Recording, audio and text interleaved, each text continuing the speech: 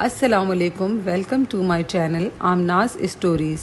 تمام video updates کے لیے آمناز اسٹوریز کو سبسکرائب کر کے نوٹیفیکیشن کے لیے بیل کا بٹن آن کر دیجیے، شکریہ۔ میری شادی کو 21 سال گزر گئے تھے۔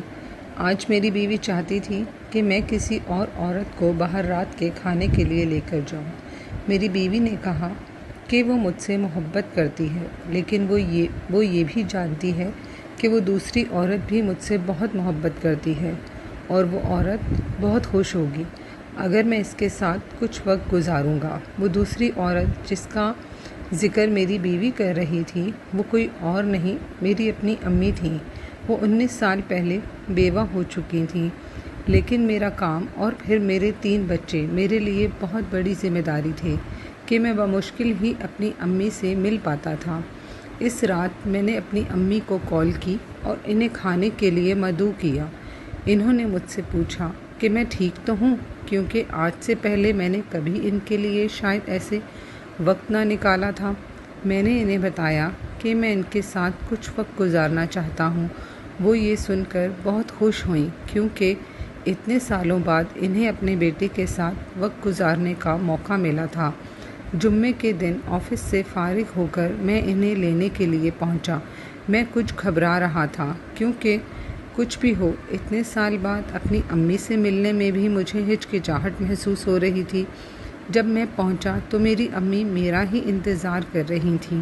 وہ مجھے دیکھ کر مسکرانے لگیں۔ انہوں نے مجھے بتایا کہ انہوں نے اپنے سب فرینڈس کو بتایا کہ آج ان کا بیٹا صرف ان کے لیے وقت نکال کر انہیں کھانے پر لے جا رہا ہے۔ یہ سن کر ان کے سب فرینڈس بہت متاثر ہوئے۔ ہم ایک ریسٹورنٹ پہنچے، وہاں کا ماحول بہت اچھا اور خوشگوار تھا۔ بیٹھنے کے بعد مجھے مینیو پڑھنا تھا، کیونکہ اب امی تو صرف وہی لفظ پڑھ پا رہی تھیں جو بڑے حروف میں تھے۔ میں نے جب امی کی طرف دیکھا تو وہ مجھے ہی دیکھ رہی تھیں۔ ان کے چہرے پر ایک معنی خیز مسکراہٹ تھی۔ انہوں نے مجھے کہا کہ وہ ہمیشہ مجھے مینیو پڑھ کر سناتی تھیں جب میں چھوٹا تھا۔ میں نے ان سے کہا کہ آج وہ مجھے اس موقع سے مستفید ہونے دیں۔ کھانے کے دوران ہم نے بہت ساری باتیں کی، ایک دوسرے کی زندگیوں کے بارے میں بھی بات چیت کی۔ جب ہم گھر پہنچے تو انہوں نے مجھے کہا کہ میں تمہارے ساتھ دوبارہ جاؤں گی، لیکن اس دفعہ میں تمہیں مدعو کروں گی۔ میں راضی ہو گیا۔ جب میں گھر پہنچا تو میری بیوی نے مجھ سے پوچھا کہ ہماری ملاقات کیسی رہی۔ میں نے کہا بہت اچھی، میری سوچ سے بھی زیادہ اچھی۔ کچھ دن بعد اچانک میری امی کو ہارٹ اٹیک آیا اور وہ اس دنیا سے رخصت ہو گئیں۔ یہ سب اتنا اچانک ہوا کہ مجھے ان کے لیے کچھ کرنے کا موقع ہی نہ ملا۔ کچھ دن بعد مجھے ایک لفافہ موصول ہوا۔